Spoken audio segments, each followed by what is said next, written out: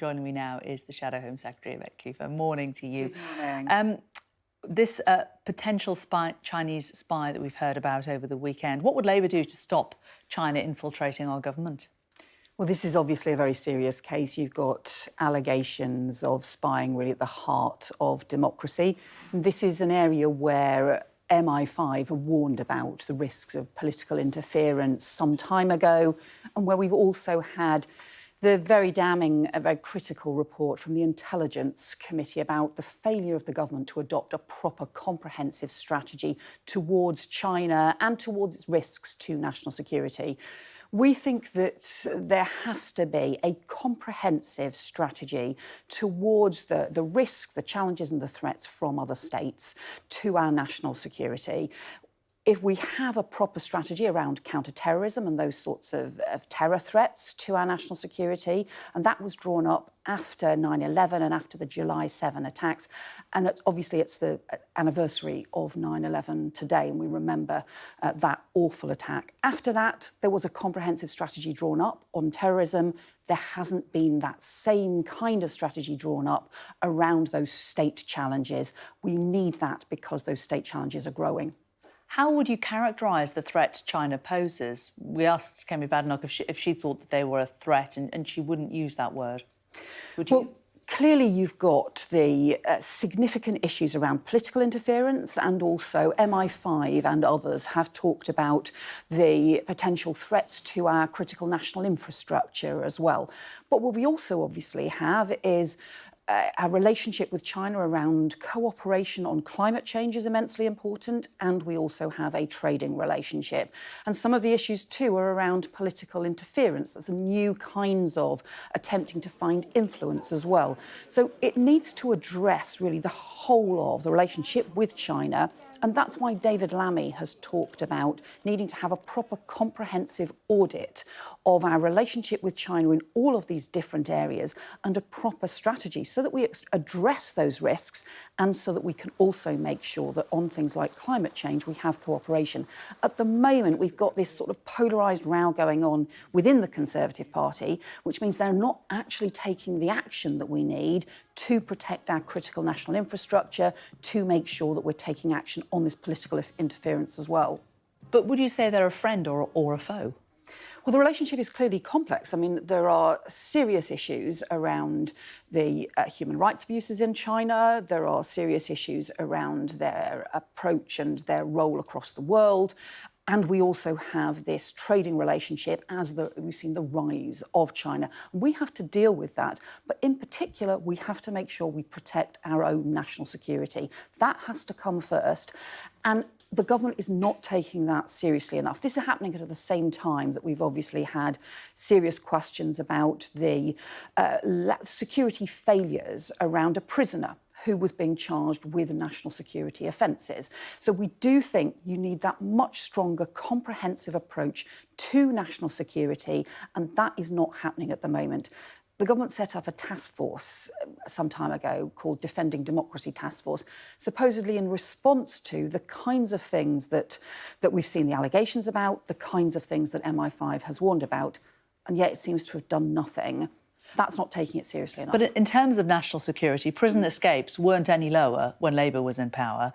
And in terms of China, Barry Gardiner, a former Labour minister, received hundreds of thousands of pounds from an alleged Chinese government agent and employed one of their children. So how can you say that things would be different under Labour?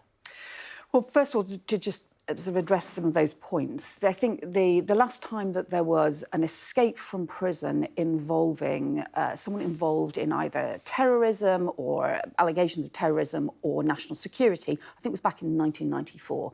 So there do tend to be much more serious approaches taken to prisoners in those cases. That clearly did not happen in this case with Daniel Khalif, and we still need some serious answers about how on earth that could be allowed to happen. And that's why I raised the questions around national security. Of course, you're right that there are threats from infiltration, from attempts by whether it be China or other countries, and also risks of political interference. But that's why we believe you need this comprehensive strategy. The equivalent to our counter-terrorism counter-terrorism strategy, which is very comprehensive, which has really stood the test of time, has had cross-party support, and that was what the Labour government set up and has been continued since under the Conservatives as well. We don't have that for national security from state challenges and threats. Labour has been calling for this for some time. We have to take this much more seriously because these kinds of threats, these kinds of challenges, these kinds of risks, whether it's what's happening with Iran, whether it's cyber attacks from other countries, those sorts of things must be taken more seriously. We're about to embark on the parliamentary season of conferences. The TUC is getting underway today. Sharon Graham, the General Secretary of Unite, said at the weekend the Labour Party needs to be bolder if it wants to be seen as serious about changing society, including things like renationalising energy. Do you agree with her? I think what we've seen from Keir Starmer is a very bold programme. Areas like, for example, clean power by 2030 and the establishment of GB Energy to run renewables across the UK so that we make sure that we can get the green jobs of the future, the green industry of the future and lead the way. What about renationalisation? Well, we've seen proposals around getting more nurses and doctors into our NHS, more neighbourhood policing on our streets, and a new deal for working people that Angela Rayner will be talking about at the TUC tomorrow. So I think those are a series of things that will actually change people's lives, change our country for the better after the frankly deeply damaging 13 years of the Tories, which really has left us feeling that everything is broken. So are you ruling out renationalising energy? Well, we've set out actually a plan for the new energy of the future. GB Energy will be publicly owned and have the kind of investment that we need to get clean power by 2030. That actually is the kind of focus that we should have.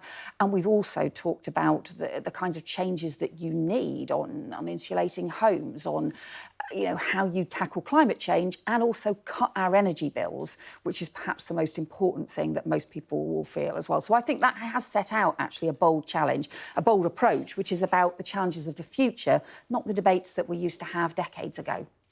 Final quick question. Given that you're Shadow Home Secretary, there's been a lot of stuff in the papers over the weekend. This dreadful video of this poor girl attacked by an XL bully dog.